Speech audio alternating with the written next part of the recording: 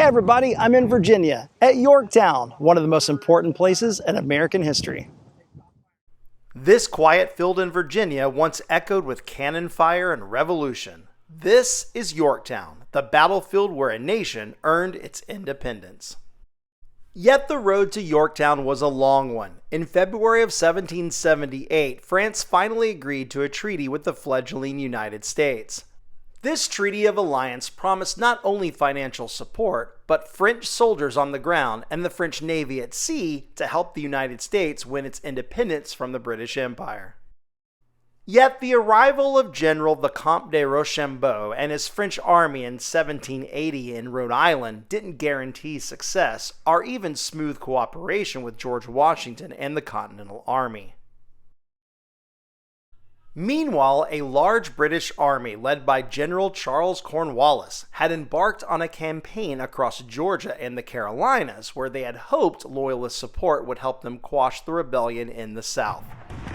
The plan backfired, however, and by 1781, Cornwallis had retreated into Virginia. George Washington had wanted the French to help the Americans retake New York City, which had been under British control since August of 1776. Yet the French Navy refused to cooperate and instead insisted the Allies attack Cornwallis, who had relocated to Yorktown under orders to build a British port there. Sensing an opportunity, Washington agreed, and the French and the American armies began a long march to Yorktown, leaving on August the 19th. Meanwhile, on September the 5th, the French Navy under Admiral de Grasse arrived at the Chesapeake and managed to drive off the British Navy in the Battle of the Capes. Just a few days later, the forward sections of the Allied army arrived in Virginia. Cornwallis and his British army at Yorktown were now surrounded. The siege of Yorktown had begun.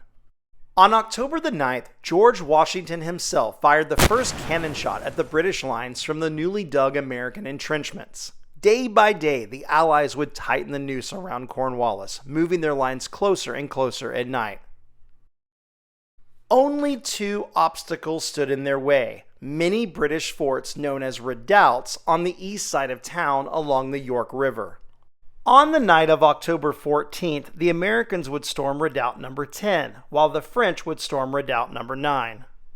Under the cover of darkness, with his men told to only use their bayonets so their approach would be as quiet as possible, Alexander Hamilton led the American attack, and through ferocious fighting captured the redoubt. The French did the same, and the Allies could now bombard the British lines at point-blank range. Cornwallis had no choice but to surrender, which the British did formally on October the 19th. Except Cornwallis refused to participate in the surrender ceremony, feigning illness. Regardless, the Allies had captured a major British army of over 7,000 men. The victory proved to be decisive. The British Parliament ousted its Prime Minister, and negotiations for a peace treaty would soon commence, with only sporadic fighting until the Treaty of Paris was signed in September of 1783. Today, Yorktown is divided between the National Park Service's Colonial National Historical Park and the Jamestown-Yorktown Foundation, a Virginia state agency. Colonial National Historical Park has also rebuilt many of the redoubts, including Redoubt number 9 and a partial reconstruction of Redoubt number 10, which has mostly been lost to the York River. Colonial National Historical Park is also the home of the Yorktown Victory Monument, completed in 1884, and a museum that features a replica of a French ship and the actual desk used by British General Cornwallis in the siege.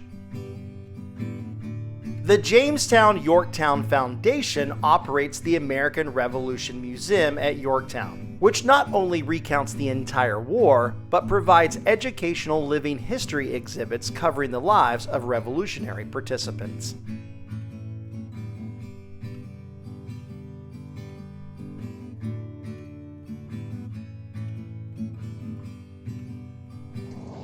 So come to Yorktown and see where the American Revolution ended and our republic began. It's one of the best places in America.